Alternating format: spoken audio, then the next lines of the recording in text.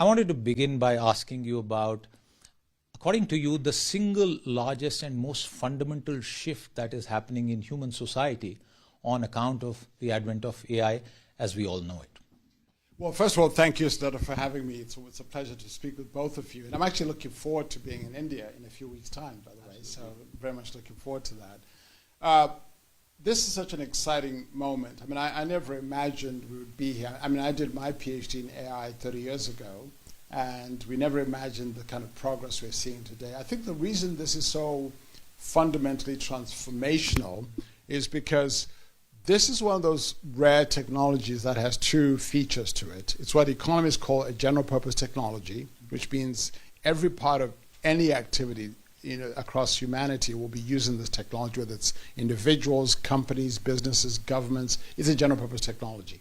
The other part that's exciting is, which is even more rare, is it's an invention for inventing, which is a different characteristic. So you put all those things together. So when I hear people making comparisons to the Industrial Revolution, what you should actually do is to combine the Industrial Revolution with the Enlightenment and combine the power of the science and the breakthrough innovations and the radical shifts that occurred with the Enlightenment. We should think about this as both a general purpose technology and an invention for inventing.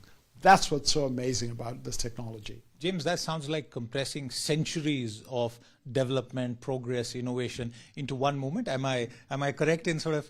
Oh, you're absolutely correct. I mean, there's a real example of this in the sense that look at what AlphaFold did, right? Because up until before AlphaFold, thanks to my colleagues got a Nobel Prize for this.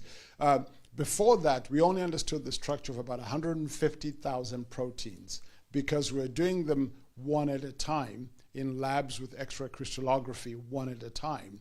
But with AlphaFold, we're able to do all 200 million proteins known to science. Now, imagine if we'd kept going one protein at a time. It would have taken probably a few hundred years to get to all of them. With AlphaFold, we did all of them in one go. So you start to see the same kinds of things happen in material discovery. One of our AI system, Genome, was able to discover something like 2.2 million crystals. And of those, were not known to exist before. And of those, we've been able to establish that something like 300,000 of them are stable enough to be synthesized. So example after example, you're seeing this compression because now you can do scientific discovery at a scale and scope that's breathtaking. And I think that's exciting. And in a way, it is democratizing science as well. It's making it perhaps accessible to millions or more people than was the case before AI scaled up. Oh, absolutely. I'll give you a tangible example. I mentioned AlphaFold. So today, when that breakthrough happened, we open sourced and open accessed access to the protein structures that we predicted. And up until now, so far, something like 3.5 million researchers around the world have accessed it. In fact, I think about 180,000 of them are in India.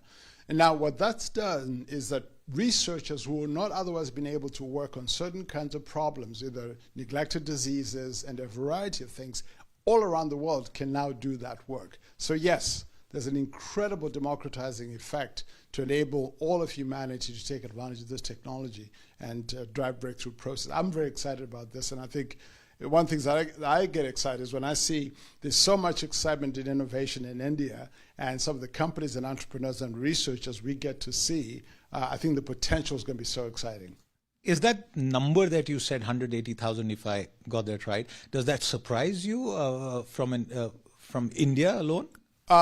No, it doesn't. In fact, I want it to be even bigger than that. What I meant by the reason why the example is interesting is because a lot of the research that would have been required to work on protein structures the old way would have required extraordinary infrastructure, and very few researchers were doing that kind of research, which meant a lot of problems and diseases in local communities in the global south were neglected because the researchers in those countries couldn't do that work. So the fact that now 190, the 3.5 million number that I mentioned of scientists, they come from all 190 countries.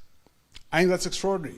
So you now have scientists in all these countries working on problems that they would not have been able to work on before. I think that's incredibly exciting.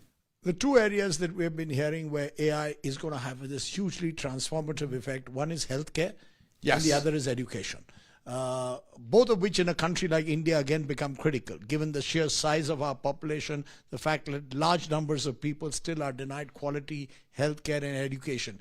Do you believe AI will be able to bridge those inequalities in a way that perhaps was not imaginable, again, pre-AI? Or is that a dream that's being sold? It's a very ambitious dream. The good news is that it's actually being tackled and addressed. I'll give a few examples. So in the area of healthcare, one of the key issues in many parts of the world is the ability to do diagnosis of a whole range of things.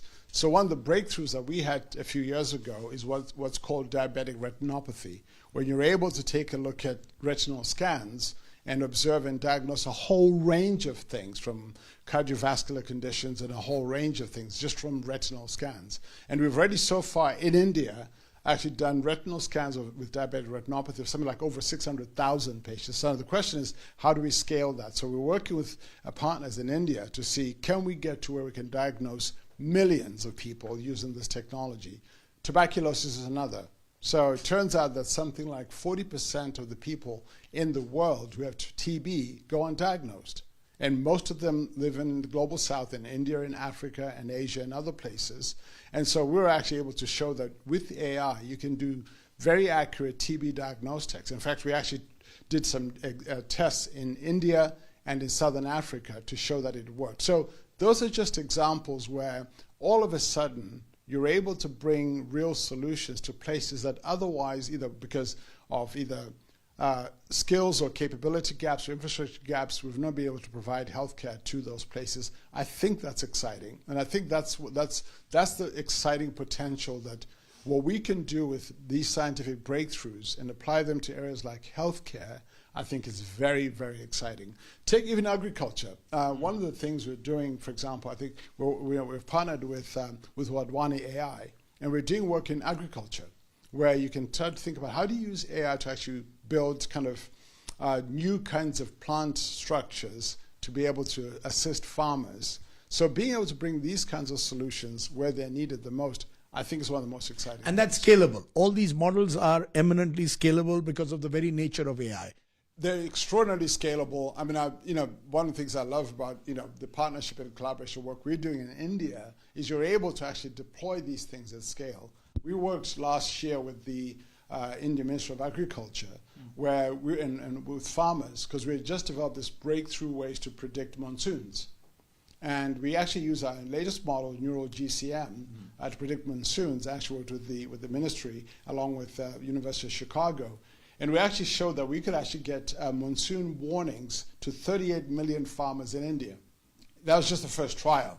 So now we're actually hoping to be able to do that in many more places. So what would your message be to state governments in India, or indeed to corporates in India, who are excited about AI at one level, but not sure just how far to go to embrace it?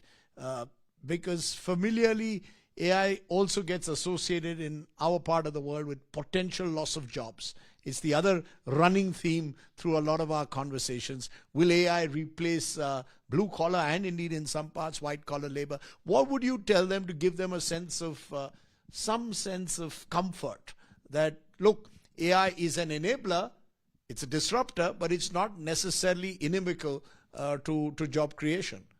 Yeah, I think I'd say two kinds of things. First, I think if you're a company, one of the things that is exciting about the potential of AI is to enable businesses, whether it's small, medium-sized businesses, large companies, to drive innovation and productivity. So I think as companies, and I think the big challenge there is, how do companies actually drive adoption to adopt these tools to innovate their businesses? So I think if nothing else, from an innovation, growth, competitiveness point of view, companies should embrace the technology. It's going to help their performance, their innovation, their growth, and also ultimately all of that contributes to economic growth and productivity. So you've got that kind of reason to focus on this. I think with regards to the question of jobs, I think all the research I've done suggests three things will happen, all of them at the same time. Yes, there will be some job declines, but there'll also be some job growth, jobs gained. But the biggest effect the biggest effect, almost all the economic studies show this, is jobs that will change, meaning people are going to work alongside the technology. Their jobs will be different. So for people to embrace this technology to do their jobs in an assistive way, it's going to be the biggest effect. That's what all the studies and work show. So it's about reskilling in a way. That's right. You're going to lead huge amount of reskilling. I think the reskilling question is going to be the biggest question, because think about it, if you have all three things, right? Some jobs are declining, some are growing, so people are going to need skills as they transition from the jobs that are declining to ones that are growing, so that's reskilling. Think about the jobs that I said are going to be changed. Whenever there's job changes, even if the job still exists but it's different, there's going to need reskilling. So in all of these questions about work and jobs, the reskilling question becomes fundamental and fundamentally important. It's actually one of the reasons why even when we partner with others in India, this skilling work is fundamentally important. We try to invest in that, in skilling, and in fact, as part of the investment we made and announced last year, a big part of that is to do with skilling. How do we enable people to have the skills, the essential skills, to be able to take advantage of this technology, both to help themselves and help them at work, but also ultimately contribute to leveraging this technology to drive and grow the economy. James, in the time that we have left with you on this conversation, and we hope to have more in the future, two aspects. One, your work as the co-chair of the UN high-level body on AI, and the fact that India is going to host very soon this very massive AI summit.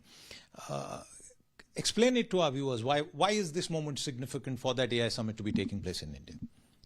Well, first of all, I'm very much looking forward to be there. I think the reason it's so important for this to take place in India, and it's actually one of the things that my colleague and CEO Sundar has always said, which is what we don't want the digital divide turning into the AI divide. So having a summit like this in India and being able to actually show that we're all working to make sure this does not become an AI divide, both in terms of access, infrastructure, connectivity, people being able to use these tools, people being skilled, I think is fundamentally important. So I think at this time, having this summit in India, I think is one of the most exciting things for, quite frankly, not just for India, but quite frankly for the world, because there we have a country that's exciting, that's growing with the motivation, and quite frankly, one of the things that was actually always fun when I was co-chairing the UN high-level body was that there's a wide range of attitudes around AI in the world, but I would always enjoy the conversation with Indian colleagues on the panel because they're very optimistic. In fact, the conversations mostly about, okay, how do we fully capitalize on this technology to transform our economies, our education systems, and healthcare, and all of that? And why do you think that is? So let's work on that. Let's work on those, right? So I think having a country like India host a summit in a very optimistic but also responsible way, because I think this technology is, we always say, you may have heard Sundar and I and others say that we think it's important to be both bold and responsible. I think both things are important. Bold meaning let's be as unabashedly ambitious about how we apply this technology to transform economies and society, improve lives everywhere. But at the same time, we should be responsible. So both things are not in conflict in our minds.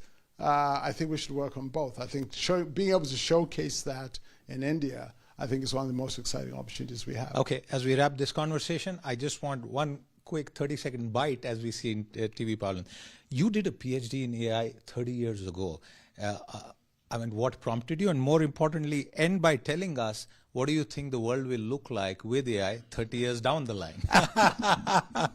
Well, so it's hard to do that in a soundbite. But first of all, there was nothing original about me doing a PhD 30 years ago. Remember, the term came into being in 1956. So this is already an old field. It just so happens that in the 90s, it was starting to turn and started to make progress. So I just happened to be lucky enough to be doing a PhD at that time. I think it's the thing to look forward to is that we're seeing such incredible progress. And what you're seeing of AI today is probably the worst AI you'll ever see. It's only going to get better because the innovations, the research, the breakthroughs, we're still so early in this incredibly transformational technology. So I think, in 30 years' time, or even less than that, in 10 years' time, we'll be having very different conversations. One of the privileges that I have in the work that I do is, we have a quantum AI team, and it's one of my teams, and we're, again, that's exciting. So we start to see these fundamental breakthroughs in areas like quantum computing tied with AI. In fact, the team is called Quantum AI. Those are some of the things to look forward to in the future, and I can't wait to see where we're going to end up. Absolutely, James, and that it's a very, very interesting time, and like you say, it's only just getting started.